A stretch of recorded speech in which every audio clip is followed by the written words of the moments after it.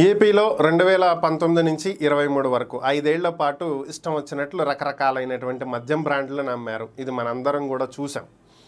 Boom boom అని, డూమ్ డూమ్ అని, green label, red label, రకరకాలైనటువంటివి.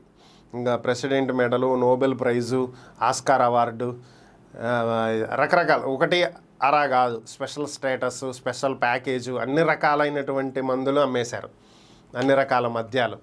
అయితే నాణ్యమైనటువంటి బ్రాండెడ్ లిక్కర్ మాత్రం ఏపీలో దొరకల. మరి పనికి మాలిన బ్రాండ్లకి రేట్లు మాత్రం ఒక రేంజ్లో ఉన్నాయి. సో వీటిని తాము అధికారంలోకి వచ్చిన వెంటనే వీటిని రద్దు చేసి మద్యం రేట్లు తగ్గించి నాణ్యమైనటువంటి బ్రాండ్లు అమ్మే విధంగా ఏర్పాట్లు చేస్తాము అని చెప్పి చంద్రబాబు ప్రకటన చేయటం జరిగింది. ఎన్నికల్లో హామీ ఇవ్వటం జరిగింది. ఆ హామీ మేరకు ఇప్పుడు కొత్త మద్యం పాలసీని రూపొందించినట్లుగా తెలుస్తుంది. ఈ మద్యం పాలసీ ప్రకారం మొత్తం 3600 ప్రభుత్వ మద్యం దుకాణాలు ఉన్నాయి. వీటన్నింటికీ కూడా టెండర్లు పిలవనున్నట్లుగా తెలుస్తుంది. ఈ టెండర్లలో రూరల్ ప్రాంతాల్లో ఉన్నటువంటి షాపులకు 45,000, అర్బన్ ప్రాంతాల్లో ఉన్నటువంటి షాపులకు 55,000 డిపాజిట్ చేయాల్సి ఉంటుంది టెండర్లకు. ఇవి రిటర్న్ ఇవ్వరు, రీఫండ్ లేని విధంగా దీన్ని రూపొందించారు.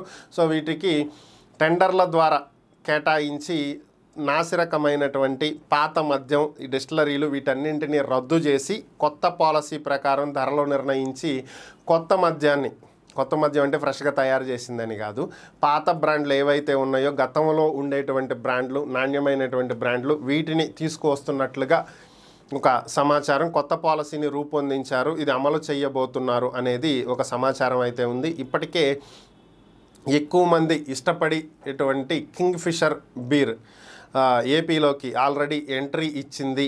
ప్రస్తుతం అన్ని మద్యం దుకాణాల్లో అందుబాటులో ఉంది అనేది కూడా ఒక సమాచారం.